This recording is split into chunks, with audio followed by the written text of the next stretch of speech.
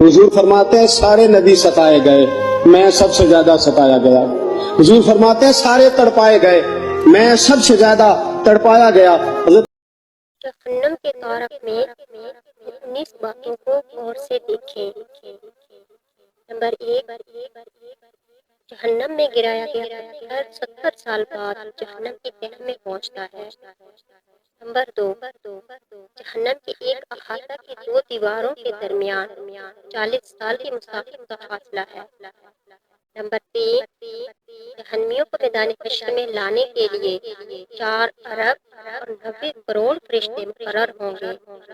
Number 4، جہنم کا سب سے ہلکا عذاب آگ کے 2 جوتے پہننے کا ہوگا، جس سے جہنمی کا دماغ کھولنے لگے گا۔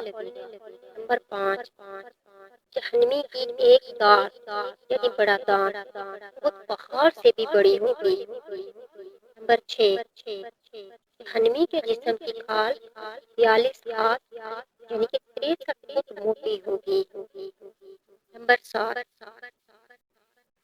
جہنمی کے دونوں کندھوں کے درمیان تیز رو سوار کی 3 دن کی مسافت کا فاصلہ ہوگا۔ نمبر 8، دنیا میں تکبر کرنے والوں کو چونٹیوں کے برابر جسم دیا جائے گا۔ نمبر 9، جہنمی اس قدر آنسو بہائیں گے کہ ان میں کشتیاں چلائی جا سکیں گی۔ نمبر 10، جہنمیوں کو دیے جانے والے کھانے کا ایک ٹکڑا دنیا میں اگر گرا دیا جائے ساری دنیا کے جانداروں کے اسباب معیشت برباد کر دے۔ نمبر 11، جہنمیوں کو پلائے جانے والے مشروب کا ایک ڈول دنیا میں ڈال دیا جائے جو ساری دنیا کی مخلوق کو بدبو میں مبتلا کر دے۔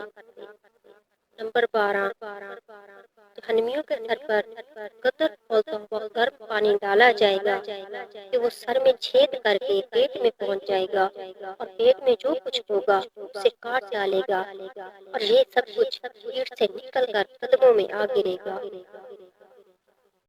نمبر 13، جہنمی کو جہنم میں اس قدر سختی سے پھونسا جائے گا جس قدر نیزے کی انی رستے میں سختی سے گاڑی جاتی ہے۔ نمبر 14، جہنم کی آگ شدید سیاہ رنگ کی ہے جس میں ہاتھ میں ہاتھ سجھائی نہ دے گا۔ نمبر 15، جہنمیوں کو آگ کے پہاڑ صعود پر چڑھنے میں 70 سال لگیں گے رہے گا پھر اس پر چڑھنے کا حکم دیا جائے گا۔ نمبر 16، جہنمیوں کو مارنے کے لیے لوہے کے گرزین اتنے وزنی ہوں گے انسان اور جن مل کر بھی اسے اٹھانا چاہیں تو نہیں اٹھا سکتے۔ نمبر 17، جہنم کے سانپ آدمی اونٹوں کے برابر ہوں گے اور ان کی ایک دفعہ ڈسنے سے جہنمی 40 سال تک اس کے زہر کی جلن محسوس کرتا رہے گا۔ نمبر 18، جہنم کے بچھو آدمی کچر کے برابر ہوں گے، ان کے ڈسنے کا اثر جہنمی 40 سال تک محسوس کرتا رہے گا۔ نمبر 19، جہنمیوں کو جہنم میں منہ کے بل چلایا جائے گا۔